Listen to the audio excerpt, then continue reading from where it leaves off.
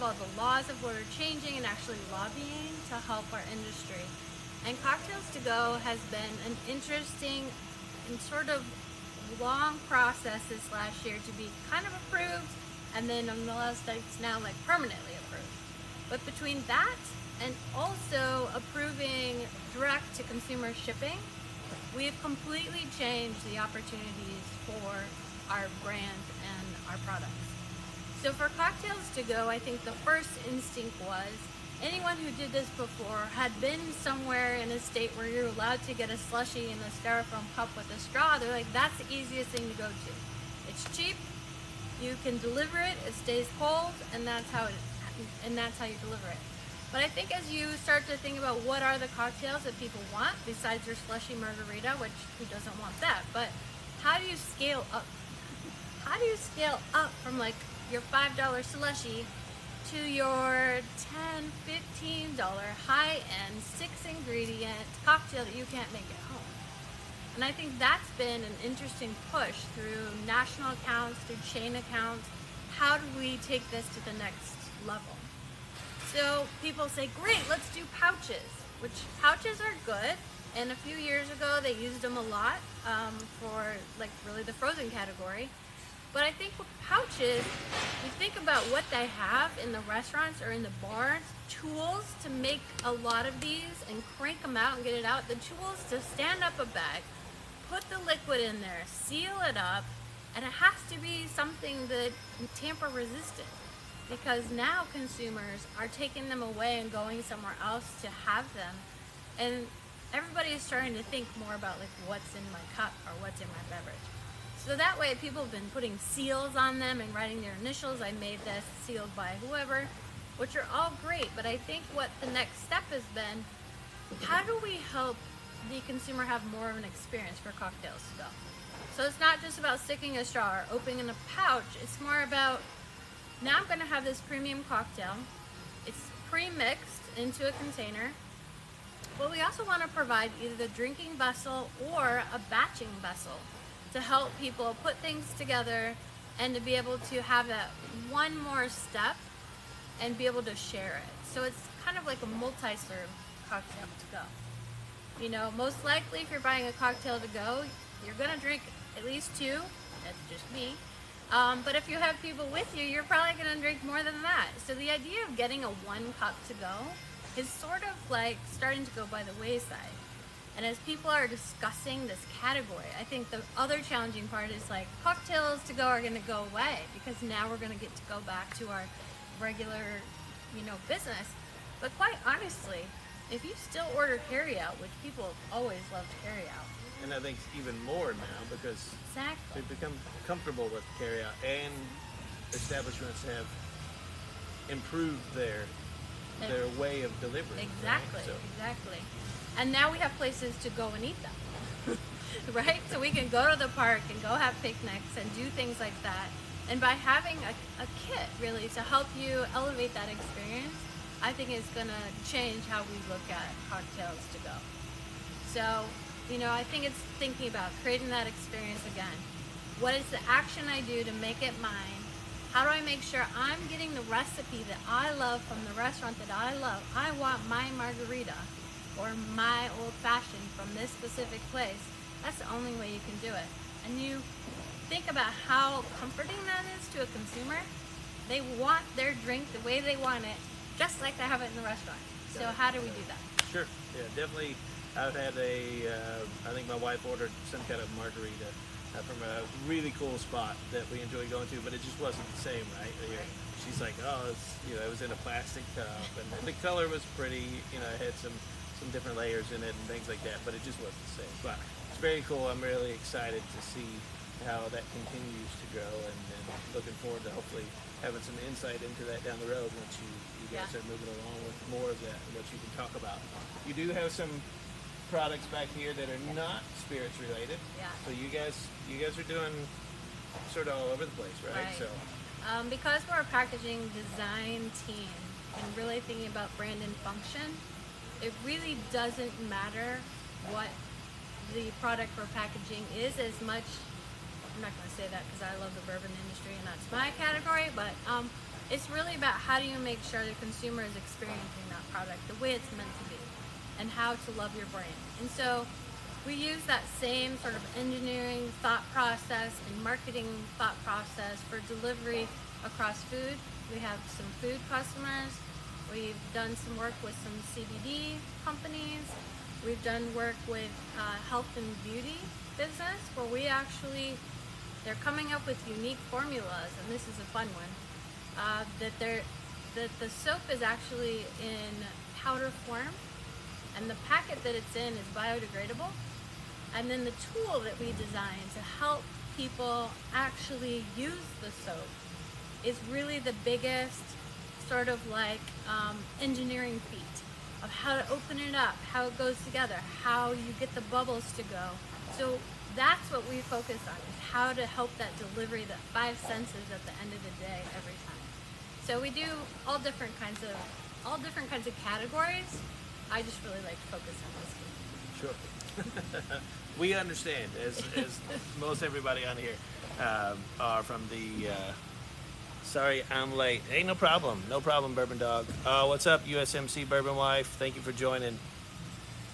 Bourbon Jew, appreciate you joining. Kits would be good for at-home consumers. Yep, definitely for sure. Want to listen longer? Hey, all good, Rick. I'll try to post some of the clips from the live. So, hey, Art of Hunting, appreciate you joining. I really appreciate you guys joining, and those of you that have shared. I think as far as women in bourbon, so we've got at least 4 or 5 ladies on here right now. Very awesome content that they all put out. Some funny, some educational, some bourbon reviews, some trips to Kentucky. Most, I think there might be one that I've mentioned that lives here in the area, northern Kentucky, most in Tennessee and in the surrounding states. How are you involved? I know I've seen some stuff. Oh, I guess first of all, is there any social media that you have open for people to follow you?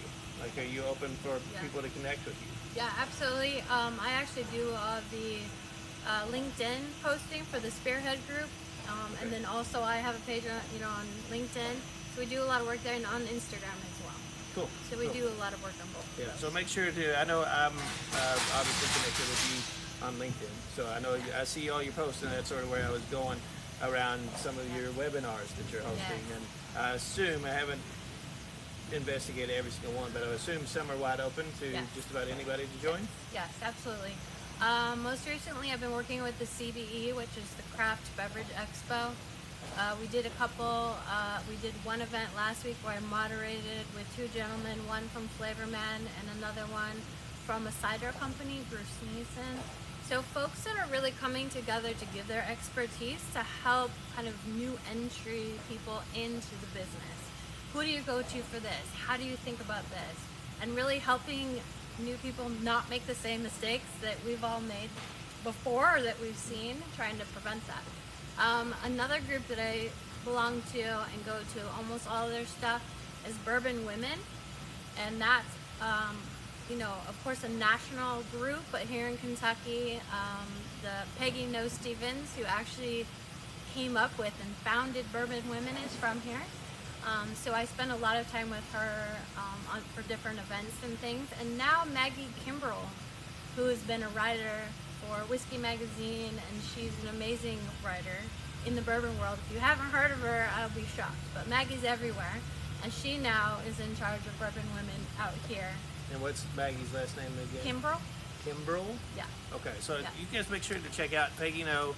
I've known Peggy. She did some consulting with us at Beam years ago in the tourism space and various things. And then check out Maggie as well while you're looking up Lana. Yeah, absolutely. So the Bourbon Women is a big, not only do we like to taste bourbon, but I went with them to do a barrel pick at Starlight Gotcha. Distillery. So jealous. And it was so fun to look at all the innovation people can think about, and there's a smaller distillery, so they're really able to bend all the rules, Right. which is super fun. So having a bunch of women who are like me, super nerdy, but also excited about this category, like I've found my people. And I think growing up as a scientist and a chess player and like a a nerd.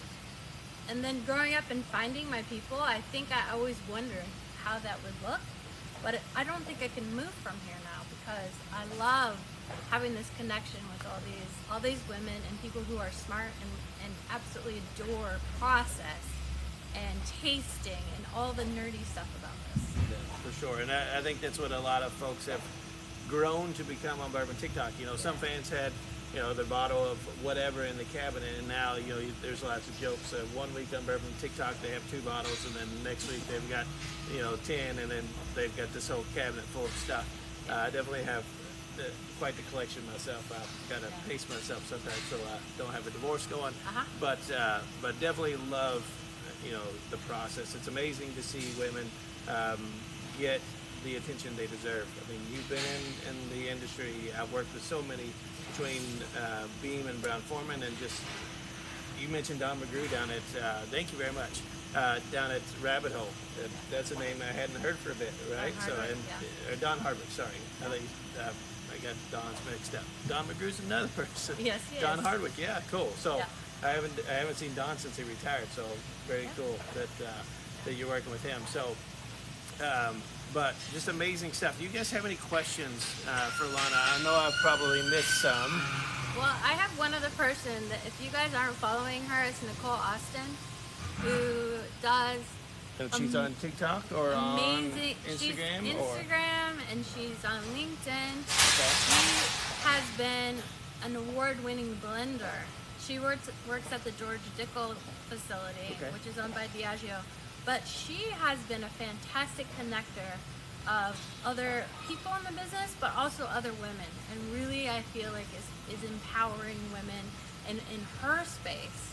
And in that space of blending and being master tasters, like, she just blows me away. So I would recommend following her. Awesome. Yeah, for sure. I'll definitely follow her as well. So I'm gonna catch and look and see if there's anything in here that I missed. If you guys have any questions for Lana, let me know. I definitely want to be respectful of her time. Will you be at the Symposium at the end of August? Is what Yes. Bourbon Jenny. Absolutely. So Yes. Bourbon Jenny, she will be there. I want to go, but I can't justify the price point. So it's interesting you say that because we were just having that discussion the other day, talking about folks that are new to the category or just getting started don't have the money to do that kind of stuff. And so I would recommend reaching out to the facilitators and say, do you have like some money that you can share with folks who can't afford to go, but this would be really beneficial to you? I can guarantee that they can find it somewhere, and it may be other companies that are willing to actually sponsor you. So reach out and ask the question. Very good idea. But I think just human nature, we often forget just to say, hey, I'd really like to do this. I think it would add value. I could bring back information and share it, especially Bourbon Jenny and the reach that she has. Yeah. Art of Hunting Bourbon says she definitely has been trying to do more stuff around bourbon women. She's up in northern Kentucky, is that right? Art of Hunting. And then USMC says the same thing as Bourbon Jenny. Take Lana's advice and reach out. Let them know that you're you're a creator here on TikTok. Even in that case, Whiskey Diz says Stone Cold Nicole Austin. Yeah. So Yeah, she's awesome. So Whiskey Diz actually came up. We met up out at my old Kentucky home and played some golf with a bunch of the creators, all guys on this trip. But we had some good discussions about some various stuff right there, obviously next door to Heaven Hill. Yeah. So Yeah. Well, it's interesting now, and I don't know if anyone's working on this, but my favorite new call is every brand wants to do an RTD. Every brand. gotcha. Because everybody's seen the numbers, like 30% increase in volume this next year. I made up that number, it's probably not right, but it's a lot. So I think people are coming back going, oh my gosh, I need to develop an RTD. So that is also something I did a lot of work at Beam on, is helping create RTDs. And if everybody's seen, Beam Suntory has every single RTD